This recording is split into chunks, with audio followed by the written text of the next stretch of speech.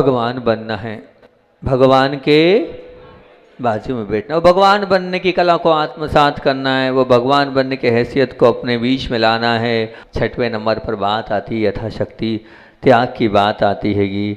ऐसा ये हमारा यथाशक्ति त्याग के ऊपर मंगलाचरण से अपनी बात को प्रारंभ कर रहा हूँ। हम श्वास ले रहे हैं और श्वास तो ले रहे हैं, बहुत अच्छी बात है। अगर श्वास ना छोड़ें तो बताओ तकलीफ होगी कि नहीं होगी। कोई श्वास ले और कोई ऐसा है यहाँ पर जो श्वास छोड़े ही ना, है कोई एकाध बता दो कि कोई बहुत बड़ा योगी है, ध्यानी है जो श्वास ले और श्वास छोड़े ही नहीं। शायद मेरे ख्याल से ऐसा कोई भी नहीं होगा। भोजन करे, तीर्थंकर को छोड़ देना, महापुरुषों को छोड़ देना, रिद्धिधारी मुनिराजों को छोड़ देना, बाकी बात कर रहा हूँ, नहीं तो आप मेरी बात को पकड़ लो। भोजन करे, ये आप सब हम सब की बात चल रही है। भोजन करे और भोजन करने के बाद मल का विसर्जन ही नहीं करे, ऐसा कोई है माई के लाल? नहीं। घुटन होगी, तकलीफ होगी, कष्ट होगी। प्रकृति कहती है कि श्वास लेना जितना आवश्यक है उतना ही श्वास को छोड़ना भी जरूरी हैगी।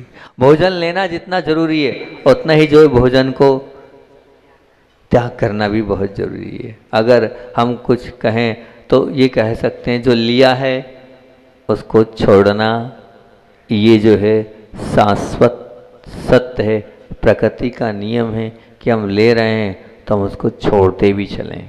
छोड़ेंगे तभी महानता कहलाएगी। वो पेड़ भी आप देखते हैं धरती से रस को चूसता है और रस को चूसने के बाद वो फल फूल छाया आदि देता चला जाता है, देता चला जाता है, वो रखता कुछ नहीं हैगा। अब देखना आप, वो जो गंगा नदी है, वो गंगा नदी भी कहाँ से निकलती है? गंगोत्री से निकलती है और नीचे आकर कहाँ कहाँ जाती है, वो सबको संतुष्ट करती है।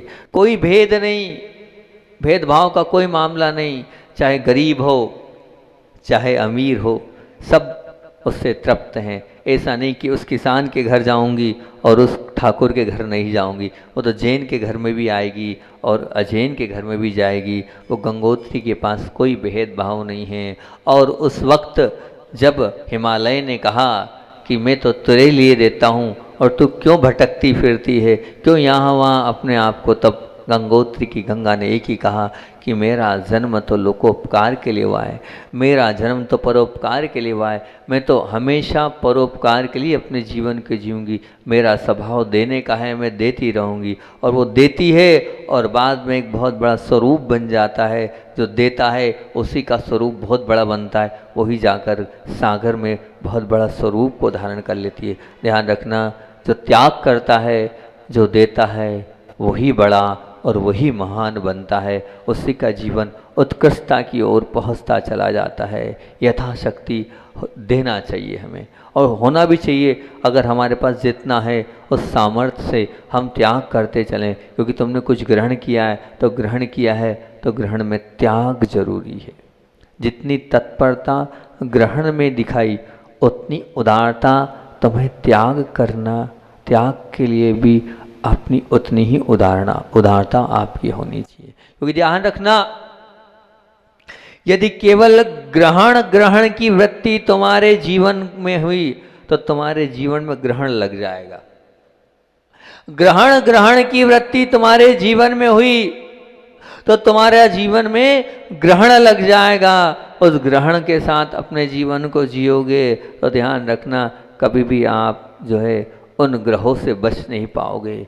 कभी तुम्हें शनि का ग्रह सताएगा तो कभी तुम्हें केतु का ग्रह सताएगा तो कभी तुम्हें राहु का ग्रह सताएगा। उन सब ग्रहों के ग्रहण से बचना चाहते हो तो संग्रह करना छोड़ो। संग्रह किया भी है तो उसका क्या करो, जो भी संग्रह किया है उस संग्रह का यथा योग्य उपयोग करोगे तभी वो संग्रह जो है वो आपका परिग्रह नहीं बनेगा, नहीं तो वो परिग्रह का रूप ले लेगा।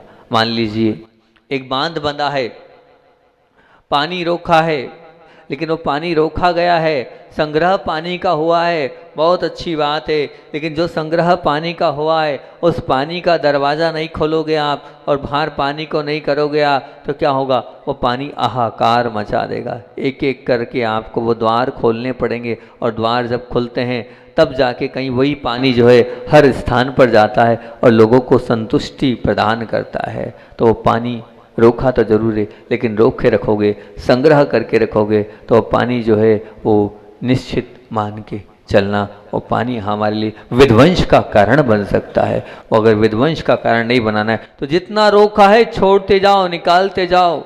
नहीं निकालोगे तो संग्रहित रखोगे तो कोई संग्रह आपके कोई काम नहीं आएगा। देखो, आपको आपके पास संपदा मिली, उस संपदा को मैं 4 बातों में बांटता हूँ। सबसे पहली संपदा भाग्य लक्ष्मी। ये जो रुपया पैसा है उसकी विवक्षा कर रहा हूँ। सबसे पहली है भाग्य लक्ष्मी। भाग्य लक्ष्मी मतलब क्या महाराज जी? भाग्य लक्ष्मी मतलब ये कि जो बिना पुरुषार्थ से आपको मिली है वो कहलाती है भाग्य लक्ष्मी। मतलब यहाँ ये कहना चाह रहे हैं हम आपसे कि आप किसी बड़े घर में आपका जन्म हो गया, आपने पुरुषार्थ किया नहीं, और बिना पुरुषार्थ के आप वो लखपति, करोड़पति, अरबपति, खरबपति बन गए, राजा के सुपुत्र राजकुमार बन गए, मंत्री, प्रधानमंत्री के सुपुत्र आप बन गए, किसी बहुत बड़े सेठ के घर में आपने जन्म ले लिया। अब वो कोई बिना मेहनत के आपने जो कमाया है वो कहलाती है भाग्य लक्ष्मी। उसको कहते हैं भाग्य लक्ष्मी। जो बिना कमाए और आपके पूर्व पुण्य से आपको मिल गया है तो वो कहला रही है आपकी क्या, भाग्य लक्ष्मी। अब ऐसी भाग्य लक्ष्मी आपको मिली कि नहीं मिली मैं तो ये नहीं जानता, लेकिन आप देखना, अपने आप को टटोलना कि मेरे जीवन में भाग्य लक्ष्मी कितनी है। और अब वो भाग्य लक्ष्मी मिली तो है, और उसका मैं कहाँ उपयोग कर रहा हूँ, कहाँ सदुपयोग कर रहा हूँ कि मैं उसका मैं दुरुपयोग कर रहा हूँ। दूसरी होती है पुण्य लक्ष्मी। पुण्य लक्ष्मी जो है वो क्या है, भाग्य से जो लक्ष्मी आपको पुरुषार्थ से आपको मिली तो है, लेकिन अब भाग्य लक्ष्मी के बाद जो पुण्य लक्ष्मी होती है वो पुण्य लक्ष्मी काहे से मिलती है? वो पुण्य लक्ष्मी मिलती है पुरुषार्थ से। जब आप पुरुषार्थ करते हो तो पुरुषार्थ के माध्यम से वो लक्ष्मी आती चली जाती है। आपने स्वयं के दम पर जो पैसा कमाया है वो कहला रहा है पुण्य लक्ष्मी। पर स्वयं के दम से पैसा कमाया है तो निश्चित ये मान के चलना उसमें भी पूर्व भव का पुण्य होगा, तब वो पुण्य लक्ष्मी आपके कब्जे में आएगी। मैं एक उदाहरण हमेशा देता हूँ, ठोक बजा के बार बार बोलता हूँ ताकि थोड़ा सा आपकी कि पुण्य लक्ष्मी मतलब क्या। क्योंकि एक होता है अध्यात्म मार्ग, एक होता है संसार मार्ग, और एक होता है धर्म मार्ग। धर्म मार्ग पर अगर आपको जीतना है, धर्म में आपको अगर आगे बढ़ना है तो सत्यमेव जयते। अगर आपके जीवन में सत्य है तो आप सच्चे धर्मात्मा है, और आपका जीवन झूठा है तो भी आप धर्म से बहुत दूर हो। यह है सत्यमेव जयते, जो धर्म के मार्ग पे आगे बढ़ता है। और दूसरा क्या है? अध्यात्म मार्ग। अध्यात्म मार्ग क्या कह रहा है? अध्यात्म मार्ग वहाँ क्या कह रहा है? वहाँ अध्यात्म मार्ग मतलब हम लोगों का मार्ग है, वो साधुओं का मार्ग है। वहाँ त्याग करना पड़ेगा, वहाँ तपस्या करनी पड़ेगी, वहाँ वो कहाँ खड़ा होना पड़ेगा? वहाँ धूप में खड़ा होना पड़ेगा, वहाँ ठंड में जो है नग्न रहना पड़ेगा, वहाँ खड़े होकर आल लेना पड़ेगा, वहाँ इन हाथों से अपने बालों को निकालना पड़ेगा। तो यहाँ क्या हो रहा है? अगर अध्यात्म मार्ग में जीतना है तो पुरुषार्थ मेव जयते, मतलब श्रम मेव जयते। पुरुषार्थ हमें करना होगा तब जीत होगी अध्यात्म मार्ग में। अब एक है संसार मार्ग। इस संसार में अगर आपको जीतना है तो उसमें क्या करना पड़ेगा? उसमें कहा गया है पुण्यमेव जयते। पुण्य होगा तो आपकी जीत होगी, नहीं तो नहीं होगी, ये निश्चित मान के चलना। 2 होटल है आजू बाजू में, ठीक है ना, 2 होटल है। एक की होटल में जो है बहुत 100, 200, 300, 500, 1000 समोसे कचौरी बिकते होंगे, वहीं बाजू में उसके 50 नहीं बिकते होंगे। उदाहरण के तौर पे रौनक की दुकान। और रौनक की दुकान पे क्या हो रहा है? तो बोले भैया जो है आजू बाजू में आमने सामने दुकानें, लेकिन वहाँ कितने, तो वहाँ पर बोले 500, 700, 800, 1000 समोसे बिक जाते हैं। और एक, जबकि हो सकता है रौनक की दुकान 9 बजे खुलती हो और जल्दी बंद हो जाती हो, और दूसरों की दुकान जो है वो क्या है, वो पहले खुल रही है और बांधे बंद हो रही है।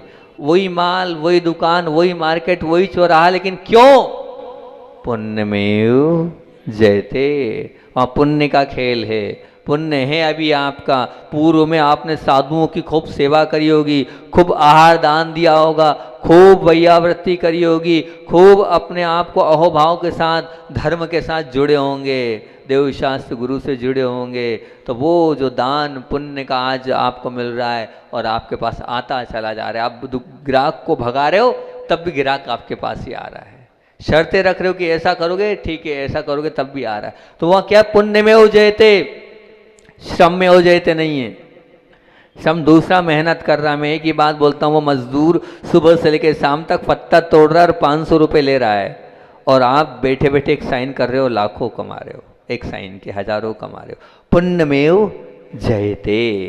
ये पुण्य लक्ष्मी अगर भाग्य से आपको मिली है तो अब उसको आपने लिया तो है, अब वो आप कहाँ लगा रहे हो? विचार करना। आपको पुण्य से मिला है, पूर्व भाव का पुण्य था, उससे आपको मिला, तो कहाँ लगा रहे हो? आज तो पुण्य से मिला है, उस पुण्य को किस ओर लगा रहे हो? जो संपत्ति पुण्य से मिली है और उसे अगर पाप में लगा देगो तो क्या होगा? तीसरे नंबर की लक्ष्मी पाप लक्ष्मी। पाप लक्ष्मी मतलब क्या? पुण्य से जो मिला था, उस पुण्य से मिली लक्ष्मी को आप क्या कर रहे हो? विषय भोगों में लगा रहे हो। उन जो जरूरी नहीं है उन आवश्यक कार्यों में आप लगा रहे हो, वो पाप लक्ष्मी हो जाएगी। विवाह किया आपने, वो विवाह 5 लाख 10 लाख में हो सकता था, लेकिन 1 करोड़ 2 करोड़ 5 करोड़ में सिर्फ दिखावे के लिए आप वो विवाह कर रहे हो, ये पाप लक्ष्मी। मिला था पुण्य से, लेकिन दे रहे हो आप पाप के खाते में। हाँ, जितना जरूरी था उससे अधिक लगाना, ये कहलाता है पाप लक्ष्मी। पाप में बर्बाद करना, पाप में समाप्त कर देना, पाप की ओर जो है उसे लगा देना, ये कहलाती है पाप लक्ष्मी। देखना आप अपनी पुण्य की लक्ष्मी को किस ओर ले जा रहे हो। कहीं ऐसा तो नहीं उस पुण्य की लक्ष्मी को पाप की लक्ष्मी में कन्वर्ट कर रहे हो, आप पाप में लगाते चले जा रहे हो। आवश्यकताएं हैं और आवश्यकताओं के लिए आपके पास संग्रह है, लेकिन उन आवश्यकताओं से बढ़कर अगर आप पाप में खर्च कर रहे हो तो वो पाप लक्ष्मी हो जाएगी। वही पुण्य लक्ष्मी पाप लक्ष्मी के रूप में मिल जाएगी। वही भाग्य लक्ष्मी जो आपको भाग्य से मिली है वो पाप लक्ष्मी के रूप में हो जाएगी। और चौथे नंबर की लक्ष्मी है वो जो क्या है, मैं तो इतना ही जानता हूँ कि पुण्य से मिली चीज़ को पाप में लगाना ये ठीक है। मान लीजिए आपने किसी व्यक्ति से पैसा लिया है, मान लीजिए भैया यहाँ आपने पैसा ले लिया है, आपने अभिषेक भाई से पैसा लिया। अब किसने लिया? और अभिषेक भाई से पैसा लिया है, और अभिषेक भाई को पैसा ना देकर क्या शुभम भाई को पैसा लौटाओगे क्या? शुभम भैया को लौटा दोगे क्या? नहीं लौटा दो भैया, कोई कारण ये है कि उनका बहुत प्रभुत्व है, उनका वो है। अब शुभम से मतलब अभिषेक से पैसा लिया है तो अभिषेक को ही दोगे ना, शुभम को तो नहीं दोगे ना। जब पुण्य से पैसा आया है तो पुण्य में लगाओ ना, पाप में क्यों लगा रहे हो? जब पुण्य से पैसा आया है तो वो आप ये भली बात ही जानते हो कि पैसा मेरे पास पुण्य से आया है, पुण्य के बिना ये पैसा नहीं आ सकता है, ये शाश्वत सत्य है, इसमें कोई किंतु परंतु नहीं। तो पुण्य से आई लक्ष्मी को आप पाप में क्यों लगा रहे हो? पाप में क्यों बर्बाद कर रहे हो? पाप में क्यों भ्रष्टता में डालते जा रहे हो? नहीं, बिल्कुल नहीं। जब भाई अभिषेक का पैसा शुभम को नहीं देते हो आप, अभिषेक से लिया था अभिषेक को ही देंगे हम, शुभम भाई को नहीं देंगे। क्यों पीयूष भाई बताओ, तुम नहीं लिया तो तुम दे दोगे क्या? शुभम अभिषेक का पैसा किसको दोगे? हाँ, शुभम को तो नहीं दोगे ना, नहीं दोगे। तो पुण्य से आई लक्ष्मी को पाप में क्यों दे रहे हो आप? पाप में क्यों समाहित कर रहे हो? पाप में क्यों लगा रहे हो? विचार करना। अगर पुण्य से जो मिला है उसे हमें पुण्य के साथ ही हमें देना है। और चौथी लक्ष्मी है अभिषिप्त लक्ष्मी। अभिषिप्त लक्ष्मी का तात्पर्य क्या है? जो लक्ष्मी आपको मिली थी, काय से? भाग्य से मिली थी। काय से? पुण्य से मिली थी। और पुण्य से और भाग्य से जो आपको लक्ष्मी मिली थी, लेकिन उस लक्ष्मी का आपने क्या किया? आप उस लक्ष्मी का 1 रुपया ना खुद प्रयोग किया ना दूसरों को उपयोग करने दिया। अब क्या करा? वो तो हो गया उसका दुरुपयोग। मतलब जिंदगी भर तक आप उस लक्ष्मी पर बैठे रहे और उस लक्ष्मी का क्या करते रहे? संग्रह करते रहे। अब वो संग्रह क्या हो रहा है? वो अभी सप्त लक्ष्मी है, मतलब अभिशाप रूप लक्ष्मी है। वो लक्ष्मी नहीं है, वो आपके जीवन का बहुत बड़ा अभिशाप है। वो इतना बड़ा अभिशाप है कि आचार्य श्री जी बार बार बोलते थे कि जो लक्ष्मी पर बार बार वो रखता है और देता नहीं है, अंतराय कर्म को मानता है, होने के बाद भी नहीं देना, आने वाले भवों में भिखारी बनेगा। वो निश्चित रूप से बनता चला जाएगा भिखारी, क्योंकि है और समर्पित नहीं कर रहा है। और बाद में त्रियंश पर्याय का क्या वो सीधे सीधे बंद करता है, त्रियंश पर्याय का बंद कर कर वो सांप बनता है और वहीं जाकर जो है वो उसकी रक्षा करता है। ना तुम खाओगे न अपने बच्चों को खाने देता है वो। अब वो भूल जाता है कि मेरे बच्चे हैं, बच्चे भी आते हैं तो चले जाते हैं, और बाकी वो सर्प जो है वो आगे पीछे घूमता रहता है, कोई ले सकता है। विचार करना, वो कहलाती अभिशप्त लक्ष्मी, जो ना तुम खा रहे हो ना किसी को खाने दे रहे हो। ऐसी अभिशप्त लक्ष्मी को आप अपने जीवन में स्थान मत दो। आपके पास आपके पुण्य से जो लक्ष्मी मिली है उसका सदुपयोग करो, उसको बांटो, उसको वायरल करो, उसको देते चले जाओगे तो बहुत अच्छी बात हैगी। होना चाहिए, खुला मन होना चाहिए। एक बार हम बिहार करते हुए गांव में, छोटे से गांव में पहुंचे, हमें लगा, क्योंकि देखो ऐसा था बुंदेलखंड का बिहार चल रहा था और बुंदेलखंड में उस तरफ गए हम तो नाम तो अच्छा है, हाँ बहू भी है उस गांव की, उस गांव की बहू भी है, राम टोरिया है ना। किसकी धर्मपत्नी है? भाभी है कहीं तुम्हारी। उस गांव में हम पहुंचे, छोटा सा गांव। अब छोटे से गांव में हम पहुंचे, देखो जहां का जो अच्छा उसको बताना चाहिए, जो क्वालिटी हो बता। मैंने गांव में सोचा और गांव में देखा तो मैंने कहा इतना छोटा सा गांव है और इस गांव में आ तो गए हम, और आने के बाद एकाएक बहुत सारे लोग आ गए थे वहाँ। अब जब एकाएक बहुत सारे लोग आए तो लोग आने के बाद मुझसे इतना सा गांव और कुछ है नहीं, और इसमें जो है भोजनशाला आदि भी नहीं है, और इससे सारे भोजन कौन कराएगा। लेकिन जब वो गांव में हमने थोड़ा सा एक व्यक्ति को बुलाया, मैंने देख लो इन लोगों का थोड़ा सा भोजन। इस प्रकार से जब हमारे पास है कोई आया है तो वो खाली हाथ नहीं जाना चाहिए, वो संतुष्ट होके जाना चाहिए। कभी भी मना नहीं करना है हमें, कभी भी उसमें किंतु परंतु नहीं करना है। अगर उसमें किंतु परंतु कर दिया तो क्या मतलब निकलेगा, मेरे पास ही रह गया और हम कंजूसी कर गए और दिया नहीं तो क्या मतलब हुआ। वो क्षमा सागर जी की वो कहानी हमेशा मुझे याद आती है कि वास्तविकता में सहानुभूति मतलब मात्र धन देना या भोजन देना दान नहीं, सहानुभूति दान देना है। आप लोगों ने अगर वो छोटी सी कहानी सुनी हो, बहुत अच्छी वो छोटी सी बात है कि पूज्य क्षमा सागर जी अपने प्रवचनों में सुनाते थे कि वो एक बूढ़ी माँ और एक बूढ़े दादा एक जंगल में, घनघोर जंगल में रात्रि विश्राम एक छोटी सी झोपड़ी में कर रहे थे। उस छोटी सी झोपड़ी में रात्रि विश्राम कर रहे थे और हुआ ये योग संयोग की बात है कि इतना पानी, और पानी ऐसा, उस पानी में बताते कि इतना तेज था कि सीधे जैसे पत्थर लग रहे हों, ऐसा चुभ रहा हो, ऐसा पानी था। और दोनों उतनी छोटी सी एक खटिया में वो लेटे हुए थे और उसी में किसी ने दरवाज़ा खटखटाया और उतना सा स्थान था। तब उन्होंने कहा, तो बोले अब कहाँ आऊँ मैं, आप इतनी सी तो खटिया और इतनी सी झोपड़ी है। तो माताओं ने कहा, अरे जहाँ 2 लोग लेट सकते हैं क्या वहाँ हम 3 बैठ नहीं सकते हैं क्या। तीनों को बिठा लिया, बहुत अच्छी बात हैगी। अब वो तीनों बैठ गए, पानी और बढ़ता चला गया। अब फिर उसके बाद यह हुआ, फिर दरवाज़ा खटखटाया। तीसरे ने बोले भैया कहाँ बिठाओगे, मत बुलाओ। तो बोले ऐसे कैसे नहीं बुलाओ, ये गरीब की कुटिया है, क्या दिक्कत है, हम तो बुलाएंगे। जहाँ 3 बैठ सकते हैं वहाँ 4 भी बैठ सकते हैं, क्या बाधा है। हाँ ठीक है। खटिया खुली, वो जो कुटिया का दरवाज़ा खुला और उन्होंने बुलाया, उनको पूछा और अब वो 4 बैठ गए। 4 बैठने के बाद फिर क्या था, फिर खटखटाया। अब कहाँ, अब जगह ही नहीं है, इतनी सी कुटिया, उसमें छोटी सी खाट, अब आप क्या करोगे। तो बोले ऐसा है कि हम दरवाज़ा तो खोलेंगे चाहे जो हो जाए, 4 लोग की जगह हम खड़े होकर भी तो रह सकते हैं, अगर कोई आएगा तो सब हो जाएगा, हम लोग खड़े हो जाएंगे, खड़े होके जितनी देर पानी होगा उतनी देर कर लेंगे। तो अब उसके बाद खोला तो कौन था पता है, कौन था, हाँ किसी को याद है वो कहानी। गधा खड़ा था। क्या था, गधा खड़ा हुआ था। तो गधा खड़ा था, तब किसी ने कहा अब क्या करोगे, गधे को अंदर बुलाओगे।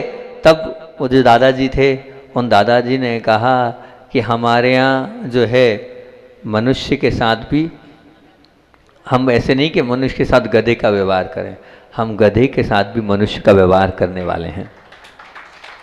हम गधे के साथ भी मनुष्य का व्यवहार करने वाले हो, और मनुष्य के साथ आप लोग गधे का व्यवहार करते हो, ठीक है ना।